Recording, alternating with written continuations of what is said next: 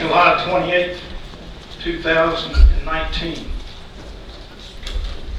As always, by statute, we're required to begin our meeting with a statement regarding ethics and conflicts of interest. And in accordance with the State Government Ethics Act, it is a duty of every board member to avoid both conflicts of interest and the appearance of a conflict. Does any board member have any known conflict of interest or any appearance of a conflict with respect to any matters coming before the board today? If so, please identify the conflict or appearance of conflict and refrain from any undue participation in the particular matter. I don't believe anybody has such a conflict.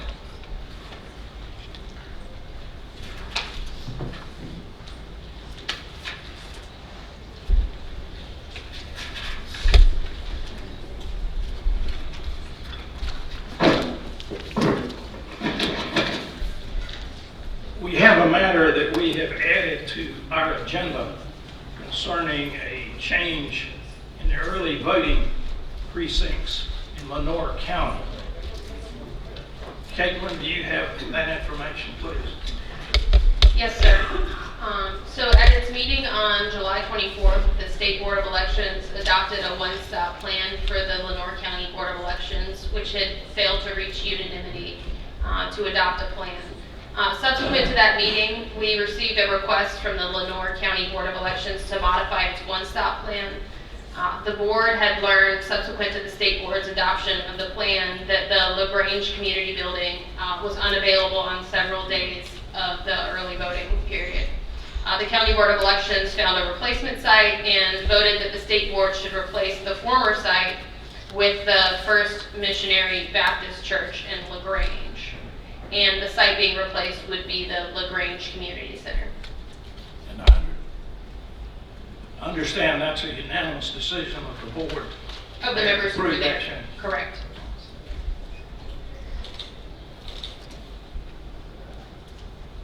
I move that we adopt that modification of that location that would serve the LaGrange community.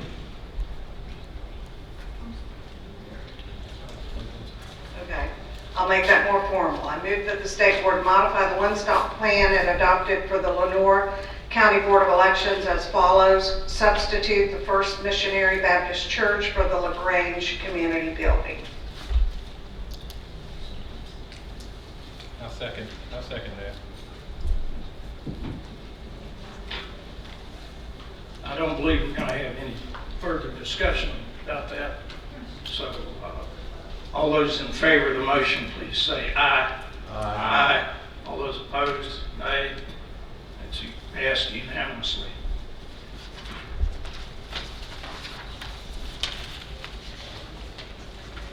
Our next agenda matter is the adoption of the temporary administrative rules regarding voter ID absentee by mail implementation and other conforming changes.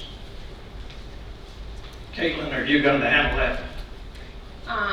Yes, sir, and I'll be assisted by Kelly Turno, who has taken the lead in interfacing with the public on these rules. At its meeting on June 13th, the State Board of Elections voted to publish the proposed text of several temporary rules and to open a public comment period. Public comment was accepted until July 12th, and a public comment hearing to take oral public comments was held on July 11th. And I'll let Kelly talk a little more about the comments we received.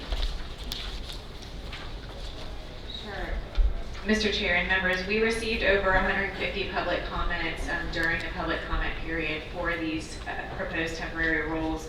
And we did incorporate some of those comments and suggestions, both from advocacy groups and also from the county boards of elections. And you have copies of the new proposed temporary rules for adoption today, and I'm happy to answer any questions if you have any specific questions about any changes that were made. And the step that the state board is being asked today to take today is to adopt these temporary rules If the state board adopts them, then they would be submitted to the Rules Review Commission, which reviews them for statutory compliance prior to them being in place.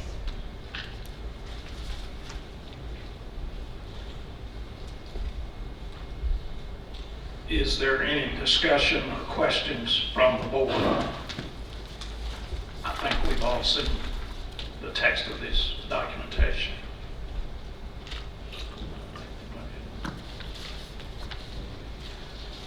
I would move the state board adopt the text of the temporary rules and transmit the rules to the Rules Review Commission. I further move that staff transmit a copy of the text to the Joint Legislative Elections Oversight Committee. Mr. Chairman, I second that. Is there any discussion? If so, all those in favor of the motion, please state aye. Aye. All those opposed state nay. I believe the ayes have it. It's another unanimous vote.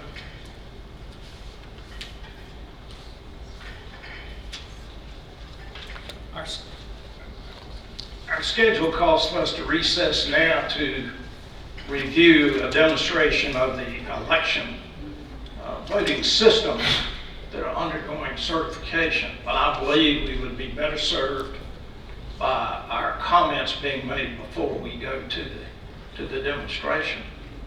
Or Karen, do you have a? It's your discretion which way you want to do it.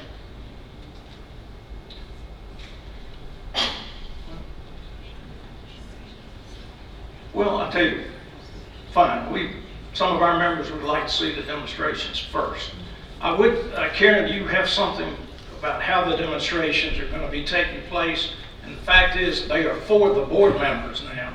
This is not a public demonstration that was required by statute. That was held almost a year ago, or 8 or 9 months ago, at least. That's correct. So we wanted an opportunity, since this is, the certification of these systems has been taking place over a period of 2 years. You had asked, and we wanted you to have an opportunity to interact with the vendors and have one more review before you consider certification. So we've already met the public demonstration requirement. So what we have asked of each vendor is to have their system before you. They can review any component that you may be interested in or have questions about. And we have allowed for an hour for this recess. And so with 3 vendors, what we would ask is for you to pair off, or you can go individually, but spend 20 minutes with each vendor. So we will take the mic back after 20 minutes and announce that you can rotate to your next vendor. This is, for the public's knowledge, you may observe, but we would ask that you refrain from interacting with the vendors or obstructing the board members' opportunity to speak with them. The public comment will follow this. So this period of time with the vendors is not considered our public comment period. So with that, we can pair you off. We have state staff here from our voting systems division who can also be with you to help answer questions about how these were evaluated during the certification process. Okay, so you want somebody to be at each booth? Yes, ideally. I mean, since just 4 of you present tonight, you could pair off, or 1 or 2 could split off, but we have all 3 ready at the same time. All right, thank you. Shall we proceed?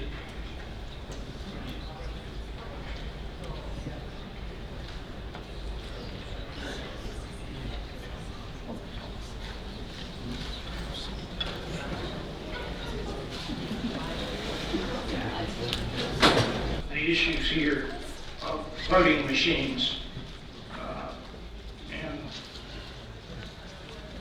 other matters, and we have set aside 30 minutes for this with 2 minutes apiece, and we've had more than 15 people sign up, so we'll just have to see how it goes. But I would encourage people to be as prompt and concise as possible, particularly people that have spoken here to us before. And I hope I won't mispronounce the names. If I do, please correct me. It's not intentional. But we start with our number 1 thing, Diana Wynn, the League of Women Voters of Wake County. Welcome. Thank you. Good evening. I'm Diana Wynn, President of the League of Women Voters of Wake County. The League opposes the certification of voting machines that don't use hand-marked paper ballots. Any equipment that relies on proprietary software is potentially vulnerable, whether from foreign tampering or from configuration errors. Without paper records, there are very few ways to audit and verify contested elections. Selections recorded in a barcode are inherently unreadable by humans and cannot be properly audited. The League, as well as the public, reasonably believed that legislation passed last year provided protection against the use of such voting machines. The intent of this law should be honored. Attempts to assess the ownership of the vendors of voting machines have failed to provide definitive answers. We know that Hart InterCivic is primarily owned by investment group HIG Hart. The Raging Capital Opportunity Fund has significant ownership of Clear Ballot Group, and that ES&S is primarily owned by the McCarthy Group, which in turn owns a controlling interest in Government Systems Software and Services, LLC. This information is not particularly enlightening. We do not know and will never fully know who has a financial or political interest within any of these layers of investment and ownership. This uncertainty is likely to apply to any vendor. Only hand-marked paper ballots followed by risk-limiting audits meet all recommended criteria for secure elections. The League of Women Voters urges the board to place a priority on security. Thank you.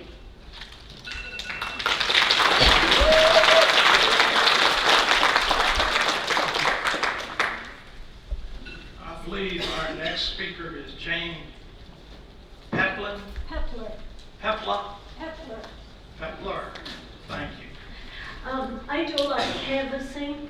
I've been canvassing in Rocky Mount this year. I've been knocking on every door, Democrats, Republicans, people who've never registered to vote, people who are registered but haven't voted for a long time.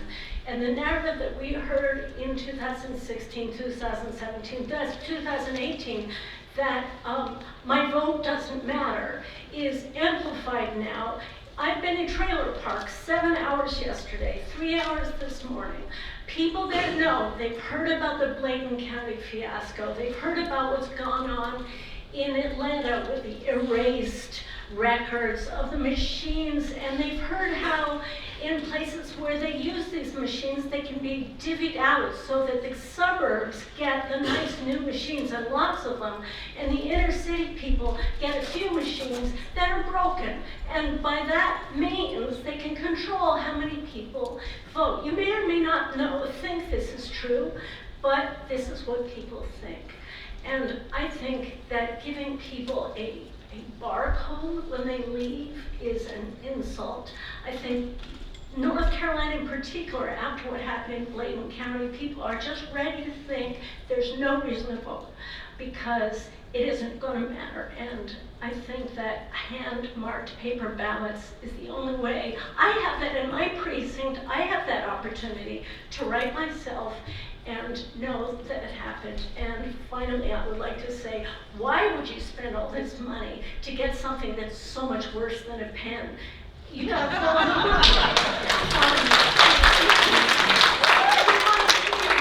when NASA spent all that money to make a pen that would write in space, and then the Soviets said, well, you could use a pencil. Somebody's making a lot of money off this, and your voters are not dumb, and they know it. Thank you. Ms. Bernstein, this is to be a joint presentation of you and Nick. That's correct. My husband and I are both, we're going to speak back to back, sort of a cohesive team.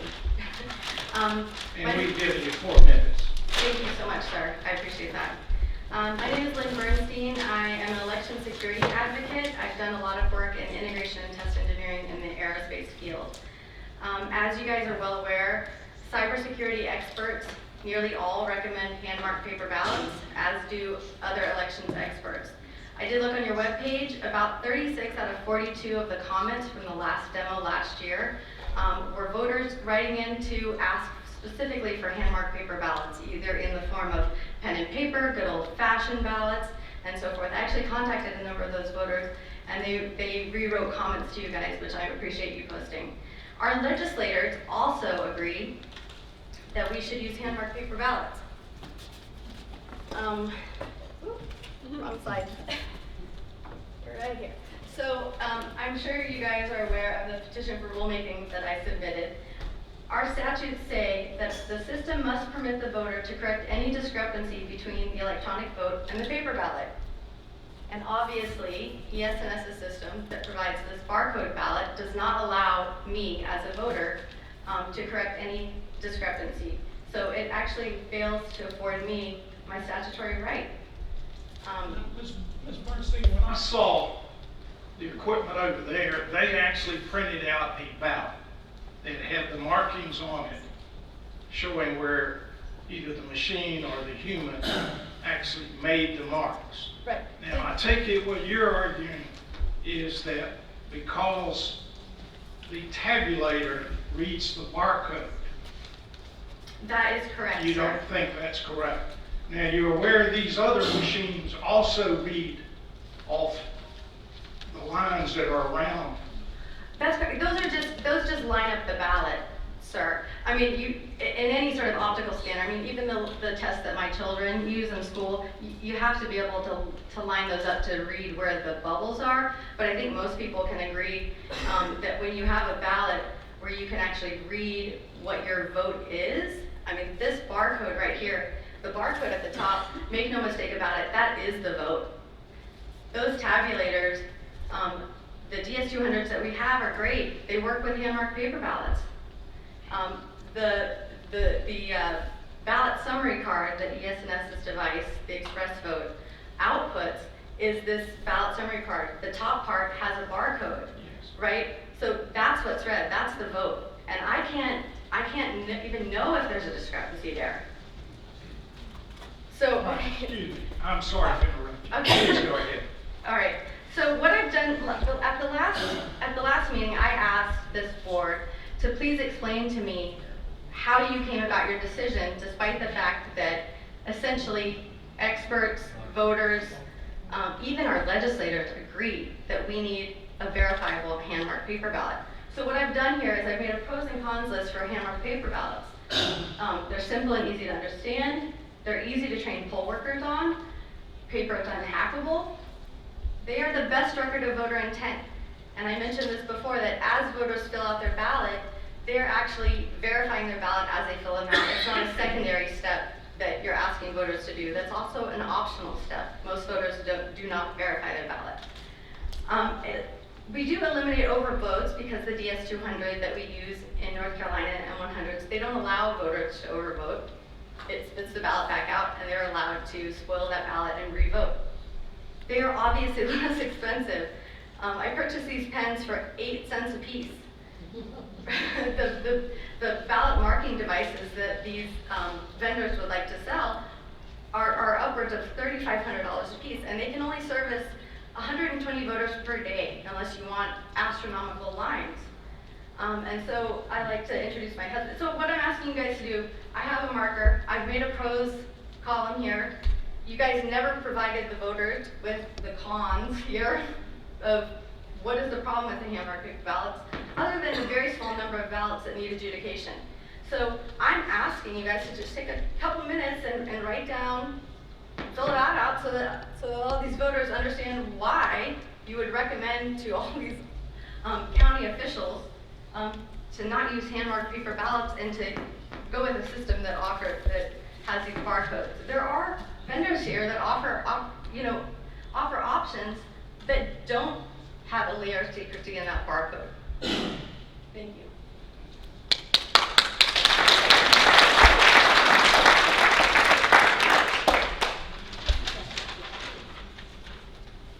Hi, I'm Nick Bernstein. I'm a senior systems analyst and a senior software manager at the to the leading global surgical robotics company. And there's actually a lot of similarities between surgical robots and voting systems. I would say they are both critical infrastructure. I mean, one is infrastructure, the other is critical to the patient. I know we take, at my company, we take our security very seriously. And there are some things I'd just like to go over just briefly. First, I just want to tell everyone, if you do the math, 2 ES&S systems is $7,000. That is enough ballpoint pens for every single voter in the state, so, with a million to spare. So I just want to talk about safety and security best practices. Awesome, this comes out. 3 quick things. 1, conduct an FMEA, that's a failure mode and effects analysis. Every system is hackable. Every system is hackable. Don't let anyone tell you any differently. You have to figure out how they are hackable. Hopefully these guys have done their homework. You should know that they did. Also, you need to conduct a risk assessment for all possible failures. And I'm going to make this really simple. I'd love to share this all with you later, so I'm going to have to skip. I'll have to skip the failure analysis. No, I'll do that. Come back here. It's really simple. You want to reduce your risk. If you're going to allow ballots, please allow only barcode ballots when they are absolutely necessary. You have the power to do that. To limit ballot marking devices to just those who absolutely require them. Thank you.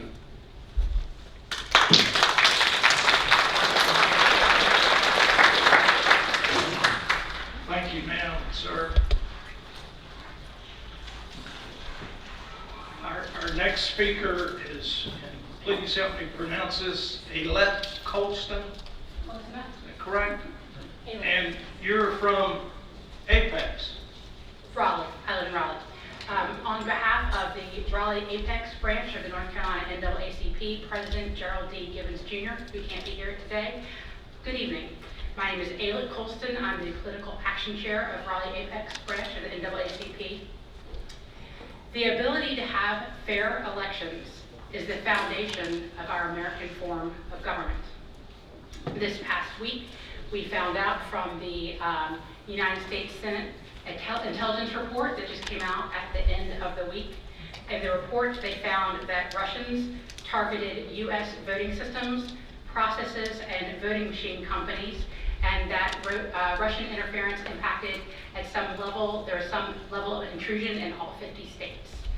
Specifically, they found that the DRE machines, I'm reading directly from the report here, direct recording of electronic voting machines can be programmed to show one result to the voter while recording a different result in the tabulation. Without a paper backup, a recount would use the same faulty software to retabulate the same results.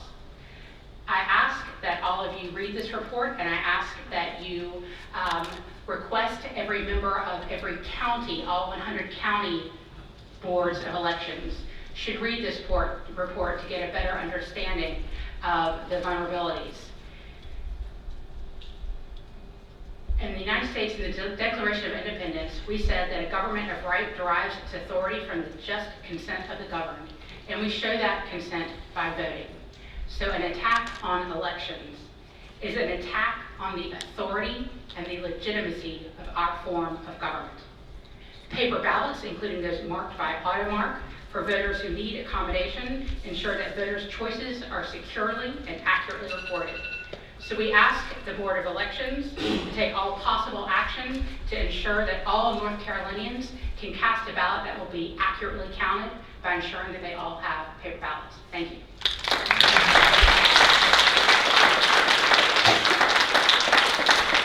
The reason I asked asked you about Apex because I saw the Raleigh Apex branch on here because I was born in Apex. Back long before it was a hospital anywhere near there. We now have the Reverend Anthony Spearman, whom I've met only by email recently. Welcome, sir. Thank you. I am the Reverend Dr. T. Anthony Spearman, the President of the North Carolina NAACP, and as an avid voter, taught by parents who had to fight for the right to vote, 100 years after the right to vote was constitutionally theirs, I'm proud to announce that I have cast a ballot in every election, midterm, off-term, and presidential since my 18th birthday. Additionally, after serving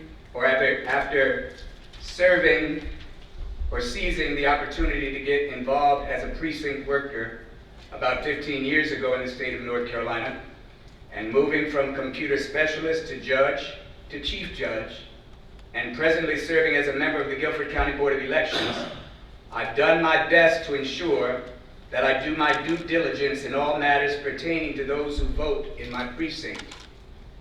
I just come today to compel you, the members of the State Board of Elections, and you, our newly appointed Executive Director, to always do your due diligence, especially in restoring trust to our voting process.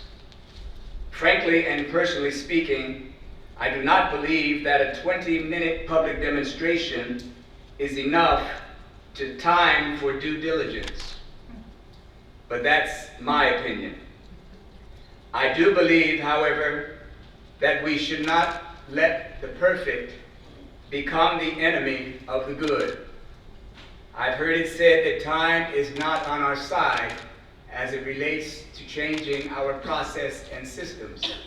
Time must always be on our side, especially when it comes to voting. Let us not become complicit with those who are seeking to destroy our democracy. Thank you.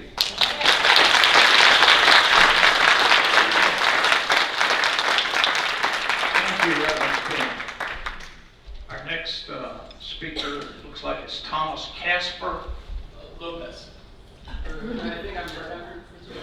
Tomas Lopez from, I'm sorry, but I can't read. My thing is my poor handwriting. Democracy, North Carolina. Yes. Sorry about Your that. handwriting is like mine. I read. You have my sympathies then. Well, thank you and good afternoon, Mr. Chair and members. My name is Tomas Lopez. I'm the Executive Director of Democracy North Carolina, which, among other goals, regularly advocates before this agency for policies and practices that protect voting access, security, and confidence. I want to note that earlier in the notice and comment process, we encourage the State Board to support thorough and transparent RFP and contracting processes when it comes to these new machines.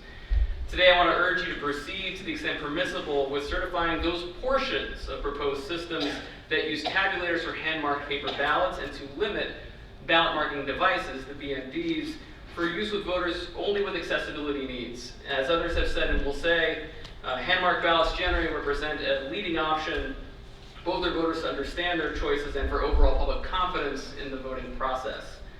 Second, in light of the wide public interest in this certification process, I want to urge the agency to put forward additional clarity moving forward on both the certification process and the devices and systems under consideration. Based on the information made available to the public, a concerned layperson would not necessarily be able to discern what precisely is being certified, the difference between different components and systems, and the distinctions between the use cases for some of the ballot marking devices being put forward. Lastly, I want to put forward that some of these BMDs, even between them, have distinctions. Some of them produce different looking ballot summary cards, and that's another reason why, again, additional clarity on this process would, I think, really help the public moving forward.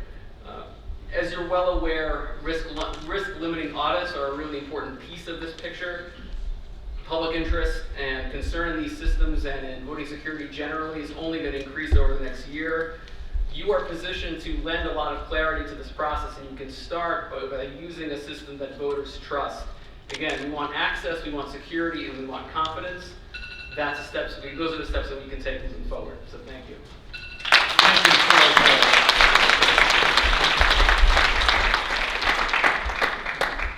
Our next speaker is Chris Teleska. I think I mispronounced your name. That's all right, I'm used to it. All right.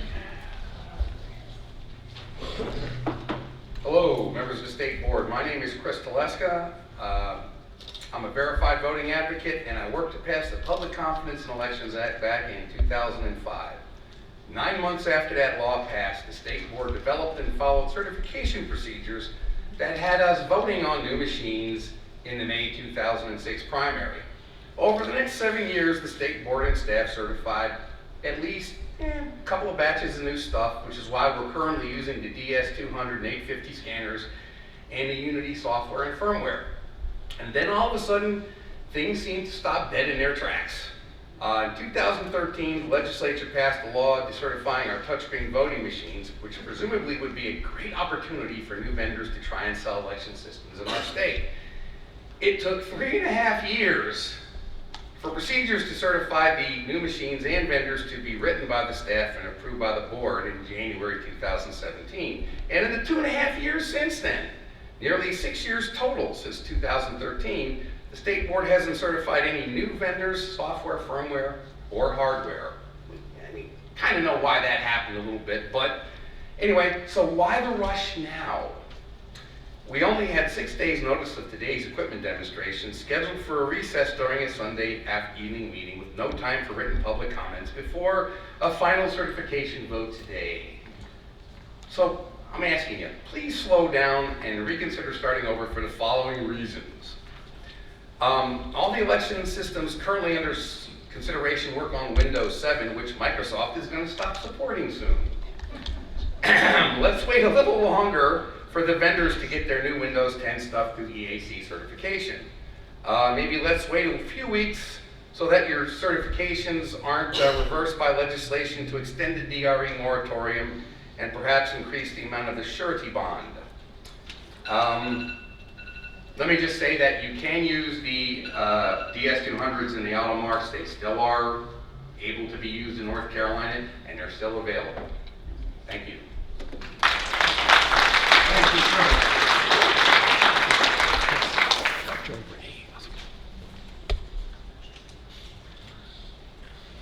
Next speaker is Jennifer Bremer, the League of Women Voters. Now, maybe, hope I wasn't mispronouncing your name. Close enough. Yeah, I'm Jennifer Bremer with the board of the League of Women Voters of North Carolina. I'm very glad to be here today. The League of Women Voters of North Carolina urges the state board, the county boards of election, and our fellow citizens to bear in mind that voting is a fundamental right and must be guaranteed. As such, we recommend that the board withhold certification until a more thorough voting system evaluation can be completed. Effective suffrage is predicated on voting systems that protect and correctly tally every vote that is cast. This means that we need a system that is where we have voter verifiable, hand-marked paper ballots that allow the voter to confirm that the record reflects their intent, that provide an equivalent, and also to provide an equivalent voting verifiable ballot for citizens that need that, to allow the voter to verify and correct their votes during the voting process, to allow the vote totals to be verified by a hand count of the paper ballots if necessary, and enable officials to conduct routine audits, as well as being fully consistent with the physical security and cybersecurity safeguards that are developed by the Department of Homeland Security's Cybersecurity and Infrastructure Security Agency. Fortunately, we have a statute in place that requires that after December 2019, voting systems use a voter verifiable paper ballot. The NCSB has built on the framework to develop an election system certification program to vet these things. Unfortunately, their certification program is largely based on the U.S. Election Assistance Commission certification process, which is widely recognized by election experts as antiquated. There is no need for the NCSBE to make this decision without a full understanding of the consequences. The 29 counties listed still using direct recorded electronic DRE voting machines can switch to hand-marked paper ballots as used by other counties. So thank you very much.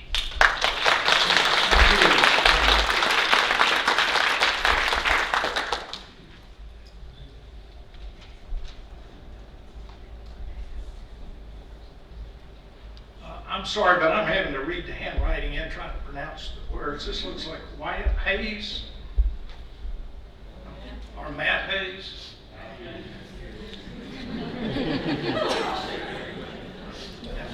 My second attempt, correct? Matt Hughes. Normally people tell me my handwriting is very good, Mr. Chairman, so I certainly apologize. Well, it's pretty. It's just... I'll take that as a compliment. My name is Matt Hughes. I'm the second vice chair of the State Democratic Party. And I come today representing our state executive committee, which passed a resolution last month on the issue of the integrity of the voting process. And here's pretty much the highlights of that resolution. The state board needs to ask vendors who their investors are, not just simply who owns them. Only hand-marked paper ballots should be used, and that barcodes and QR codes should not be used on the ballots because voters cannot verify their choices as they are not machines. Scanners should notify voters of not only overvotes, which some of the machines currently do, but undervotes as well before accepting the ballots. Most importantly, that the vote tabulation machines be appropriately secured from wireless interference, and that these machines should not contain uncertified technology such as bots or other AI that might be included in the machines. And finally, we need voters to know their votes are being counted and that they mean something when those ballots are cast. Voters do not have confidence in our system as it currently stands, with reports of Russian interference and hacking and all sorts of other things that they hear on the news every day. And these are not just the concerns of North Carolina Democrats, but the concerns of voters all across North Carolina, irrespective of their political affiliation. And I would just like to say, as a local elected official in Hillsborough, where I serve as a town commissioner, I want my constituents to have trust in the system that when they go and they mark a ballot and they put it into the machine, that that vote is accurately counted and that their choice, win or lose, is reflected in the vote totals, and that they have the trust and confidence that their local and state and national leaders were elected in a fair election that was transparent and that we can have confidence was secure. I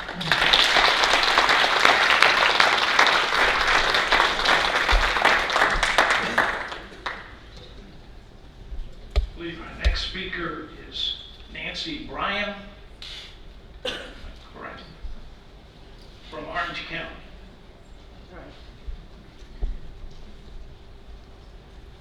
A long time ago, I used to work for the Durham County Board of Elections, and one of the things that I had to do when I was working there, they were making some decisions about what kind of voting equipment to buy at the time. And I did a lot of research on this kind of thing. It's old information, but I think there's some parts of it that will never change. And so I've got these things to say. First of all, I think one of the most important things you need to consider in this is public perception. I think that is really the name of the game. Public perception. Like most people in this world, in this room, I'll bet you have been working on a computer that suddenly doesn't do what it is supposed to be doing. They do that. Things go awry. And I think that if you are relying on a touch screen or other hyper electronic device, that there's clearly the chance that that machine will begin to misbehave during, if not the first election, maybe the 17th election. But anyway, it just happens a lot. So to the extent that you're dependent on some kind of device to cast your vote, if the machine stops working, you don't have any way for that machine to be used. You've got a reduced number of working machines for the public who are in line to vote. If the power goes off, and that happens, And if it's a widespread, if there's a hurricane that blows everything down 3 days before, it's going to be a big problem for something that's relying big time on electricity. With paper ballots, people can come in, even if you don't have a tabulator in the whole county that's working. If none of them are working, the voting public can come in, they can vote their ballots, put them down, and walk out. So anyway, you can count the ballots a week and a half later if you have to. Thank you.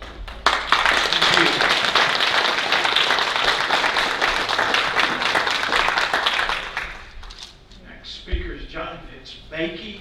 Breaky, sir. Thank you. We've seen some email from you too. Well, thank you.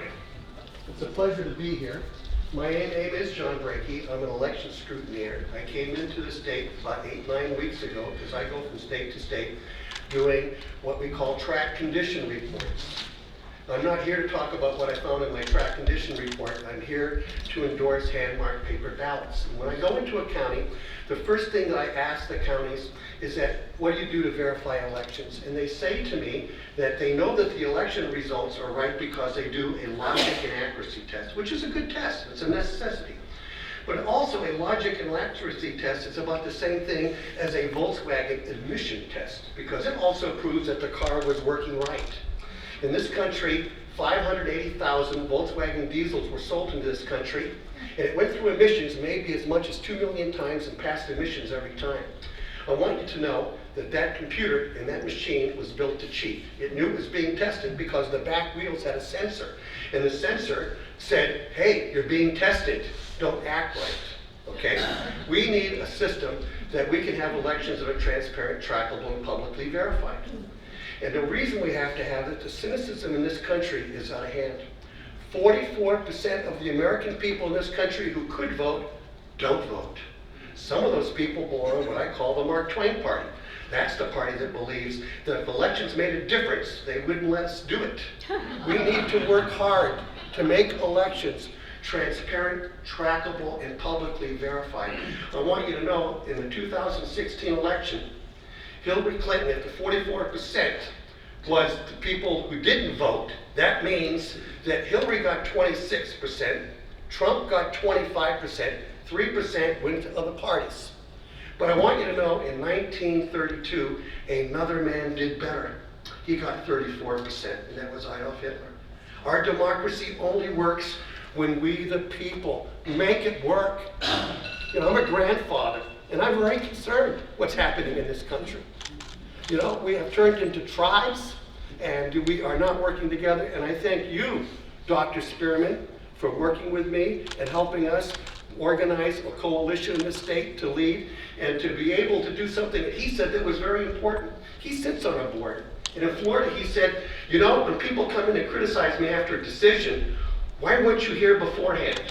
We are here beforehand. Yes. And I thank you very much. Thank you, Mr. President.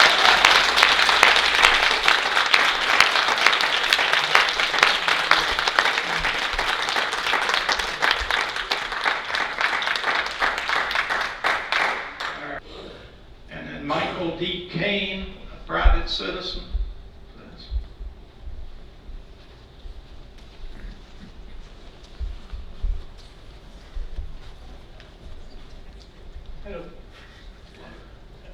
Hello. My main point of view is, why change the system that works? Why do we need this? That's all.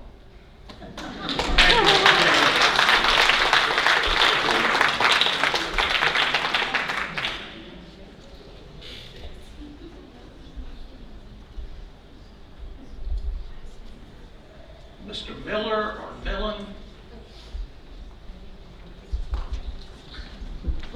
Hi. Oh, Mrs. Miller, I'm sorry. That's okay. It's a tough one. Good evening. My name is Siobhan Millen, and I'm a poll worker and precinct judge during elections here in Wake County. As you may know, Wake County system has 3 important traits. Number 1, hand-marked reviewable paper ballots. Number 2, a ballot tabulator that is no longer ever connected to the internet nor the wireless phone system. Number 3, hand count of several randomly chosen precincts after the initial tabulation is made. That system is the gold standard of today's voting systems. It enables us to say with confidence to voters who ask about the possible vote hacking they read about, Wake County already has the system that proposed national legislation is suggesting for everyone, reviewable paper ballots with post-election audits. Let's not take a step backwards by allowing voting machines anywhere in the state that produce a piece of barcode tape and pretend that is the same as a reviewable paper ballot. A barcode cannot be double-checked by the voter for correctness. I don't speak barcode, and the voters don't either. Given the current hacking capabilities, the fewer computer components that are in a voting system, the better. Bottom line, our system ain't broke, so don't fix it. Even if some of our current tabulating machines are old and creaky, I'd rather we stick with the system we have today than experiment with a system that has fewer safeguards and backups. Thank you.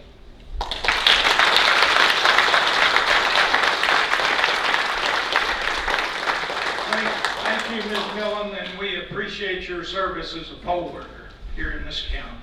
As you all may know, we have 100 counties in North Carolina, over 7,500 precincts. 2,700 precincts.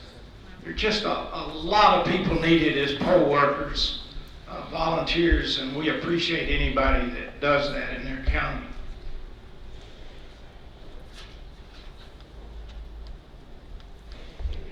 This is a dance, Mr. Dancy. Yes, Camillus Dancy. I'm sorry. No problem.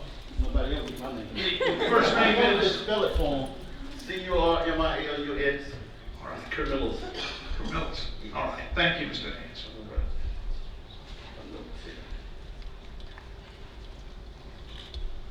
Okay. Good evening, like I said, my name is Camillus Dancy. I'm a local blogger in Edgecombe County, and I have served on the Democratic Party since I began voting when I was 18, and I'm now be 57 on Christmas Day. I have faithfully attended the Edgecombe County Board of Election meetings all of this time as well, and just attended a meeting last week. I joined the NAACP in 1992, and I have served on the executive committee basis since that time as well, in the NAACP meeting last week. I stand before you to say I have not missed voting since I turned 18. So I support paper ballots. After every election, I will always go to the Board of Elections meeting to make sure they verified and make sure people votes were counted, also taking off work to do so. So I just want to echo that I stand behind the state NAACP president and all that he said and everything everybody else said that was for paper ballots. Thank you. Thank you, Mr. Dancy.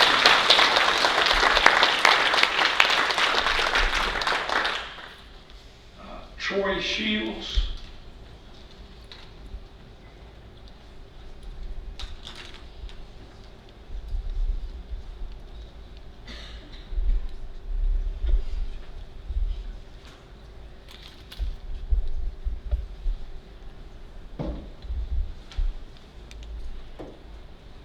Is Mr. Shields here?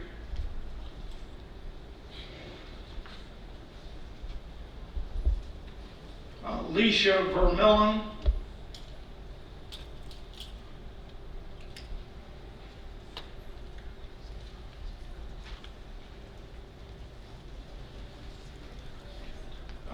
Dr. Silver. Well, I'm not a doctor, but my name is Silver.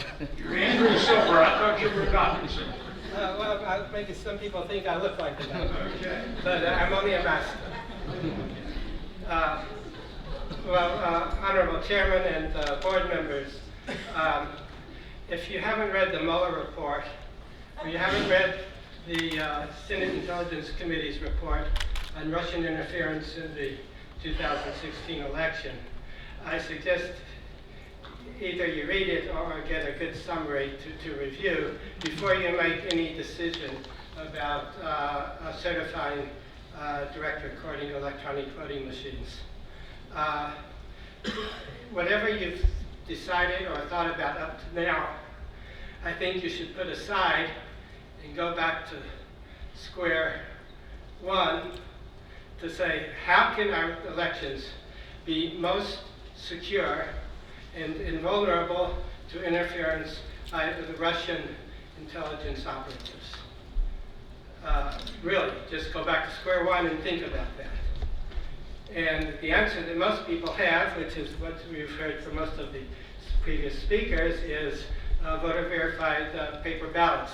And also it's good to have the random hand counted paper audits after each election. Another issue is where do you get your advice? Who are the experts? Who are the people you really trust?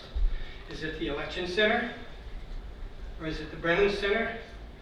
Or verifiedvoting.org? If it's the Election Center, I think you are probably aware that they generally push direct recording electronic voting machines.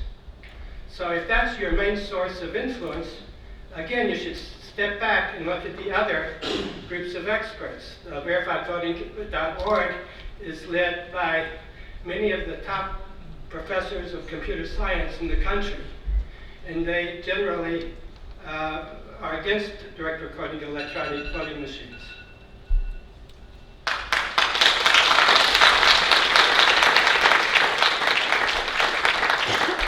Thank you, Mr. Silver. Maria Cervania.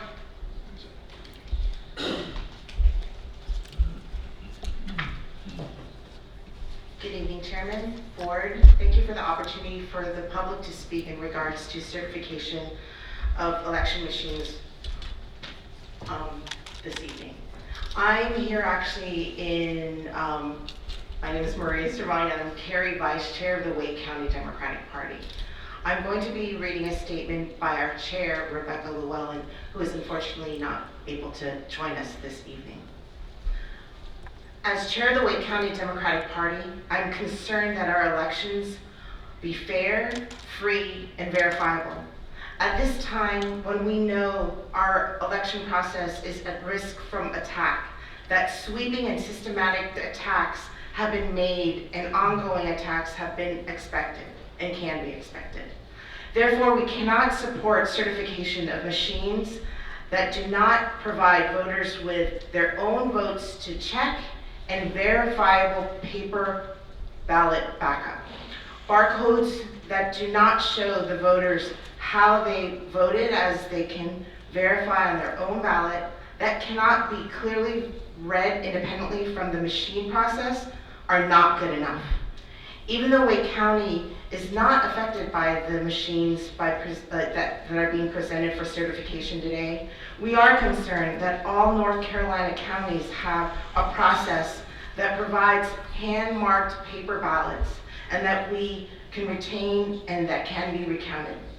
We join the League of Women Voters and the other organizations and private citizens here today to ask the Board of Elections and that the representatives not to certify these machines and to continue to seek the best possible verifiable system for voting at all polls across the state of North Carolina.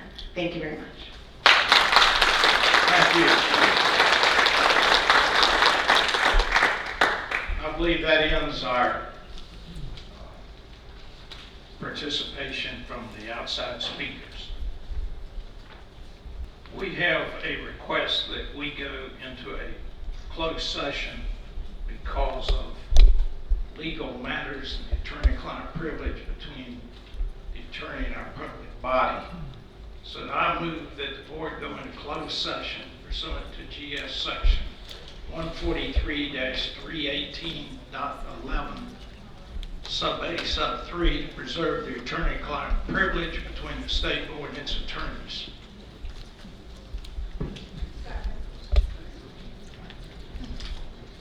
All those in favor say aye. Aye. Opposed, no. Ayes have it.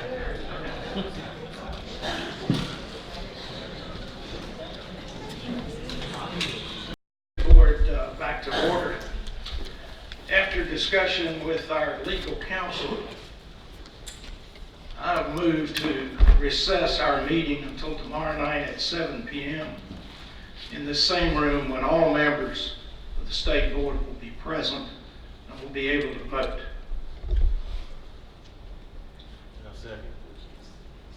Is there any further discussion? If none, all those in favor say aye. Aye. Opposed, nay. It's a unanimous motion. And you all are welcome to be here tomorrow. We're glad to have you, and thank you for coming.